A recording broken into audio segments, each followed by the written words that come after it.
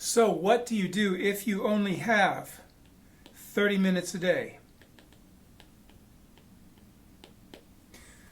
This is a question I get very, very often. And on the one hand, it's tempting to say 30 minutes a day isn't enough to make progress, to really move forward, to learn a lot about music. It's just not sufficient. That's true. However, we all find ourselves in circumstances at times where we have very little time, and it's really more a question of, can I get a little bit done or nothing done? So how can I use a very limited amount of time when I'm in such circumstances and still achieve something? Part of me wants to fight against this, because in higher education, we're always being told, oh, could you maybe take a 4-year degree and put it in 3? Or could you maybe take all this personal one-on-one time and instead have 100 people in the class and teach it online? We're always being asked to do more with less resources. And so part of me just gets cranky and old-fashioned and says, you can't. But the other part of me, you have to be realistic and try to get the best out of difficult circumstances. And so there are things you can do when you have a very limited amount of time. And I just took 30 minutes a day as a random number. It could be a little more or less than that. One of the stories that I sometimes tell is about when I had to learn some music to audition for this job that I presently have. This is a long time ago, and at the time, I was teaching privately a lot. I was finishing a doctorate, getting ready to defend a dissertation, which is a giant pain in the neck. We had a child, and we were about to have a second child, and my wife wasn't working, so I had to pay all the bills just based on my own little teaching income. So where was the time for practicing to score a faculty job, right? So I just didn't have these blocks of time, 4 hours in the afternoon or a whole Saturday free. In whatever time I had left over, I was home helping with home life. And so I realized there were just small increments of time throughout the day that were sort of free. For example, often a student would finish and leave, and these were younger, generally younger kids. Their parents would come pick them up, and so there's always just a little bit of chaos with pickup times, and so often that resulted in a couple of minutes of nothing for me. So if I had 2 minutes between students, I would turn and start working on something. And what I realized was I needed to have things ready so that if suddenly I had 2 minutes free, I knew what to do. And so I more or less learned the Bach Busoni Chaconne in 5-minute increments during that time. I believe I also prepared Ravel Jadot. I don't remember what else I played. I know there was some other stuff.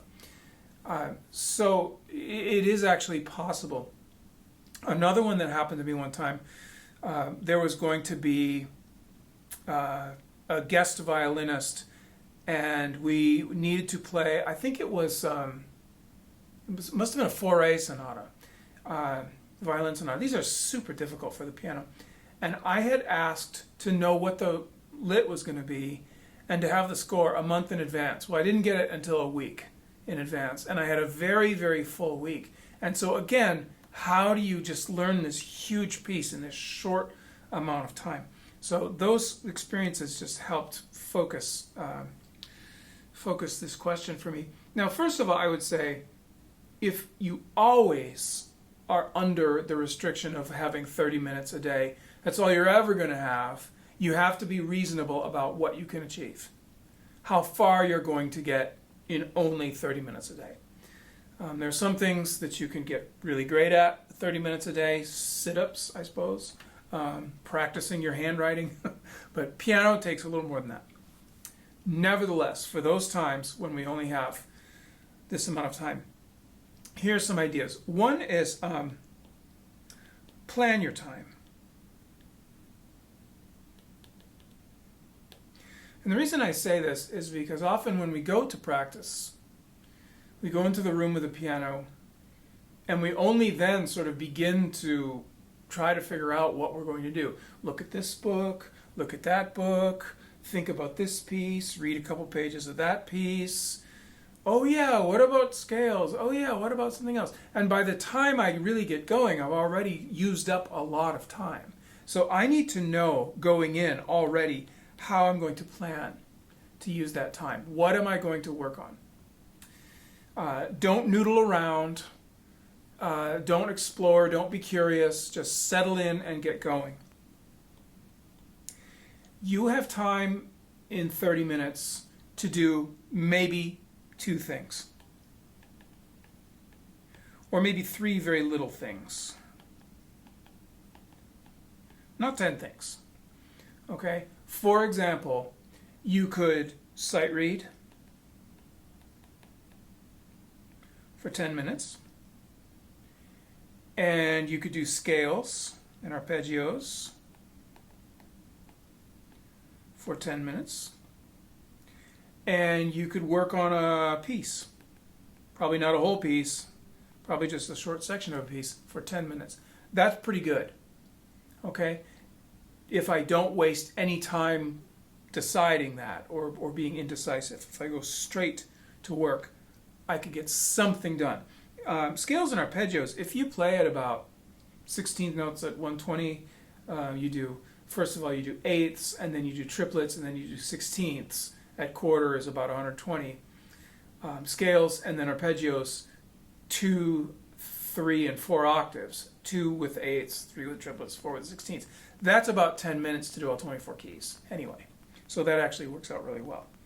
Or you can do things like every other day you do half the keys. So C major, C minor, D flat, C sharp minor, D major, D minor, etc. up from C to F, and then from F sharp to B, alternating days, if you have even less time for scales and arpeggios. I would occasionally do that when I was younger. I just couldn't bear the thought of playing every key, so I would split it up a little bit. Anyhow, you get the idea.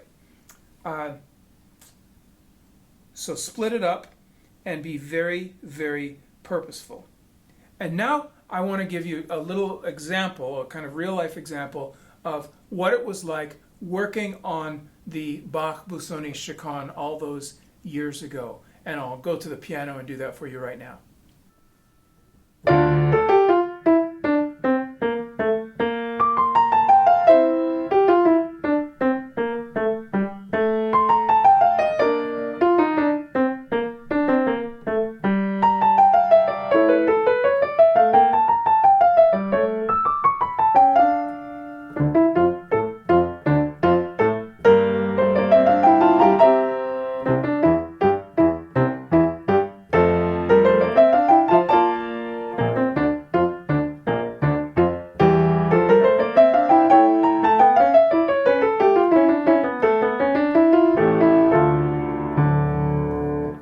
And now just this last measure here, the hands actually cross, and so that's slightly more difficult than everything else that happens. You know, some of this is fairly straightforward, but this right here,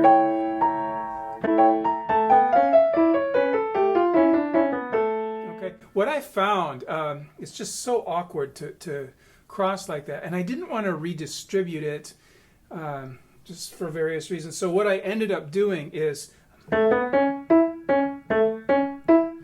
the left hand actually has to play some individual notes just with 2 like this. You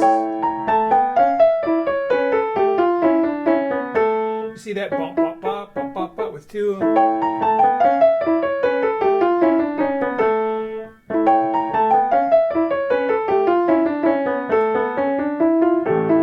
So, you know, maybe a couple of extra times on that. But that overall will give you an idea of just narrowing down to less than 1 page and repeating at a slow tempo.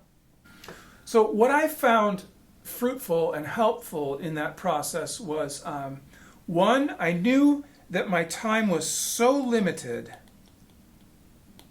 that there's not time for coffee, there's not time to browse through another book, there's not time to look at, you know, my phone or any of that. It's just get to the piano and get it done. And that actually is sort of helpful to know that. It helps you to be efficient. I also know that the time is so short that I need to focus on a single passage and just do it enough times that there's going to be some kind of result.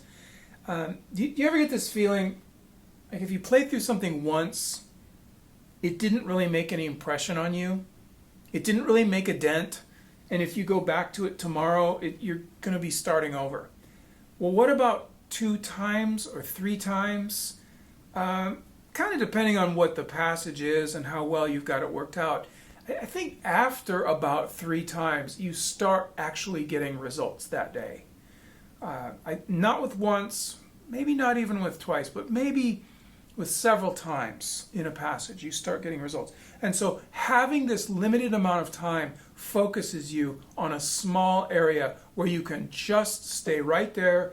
Don't need to hurry through. You don't need to get to the coda. You don't need to get to the double bar.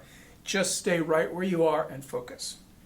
And then finally, this restriction of time also helps you to think strategic thoughts about how to practice. So let's take the famous Chopin ballades, of which there are 4. All 4 of the Chopin ballades have codas that are technically more difficult on average than the rest of the piece. So it makes sense to me that the coda needs more investment of practice time.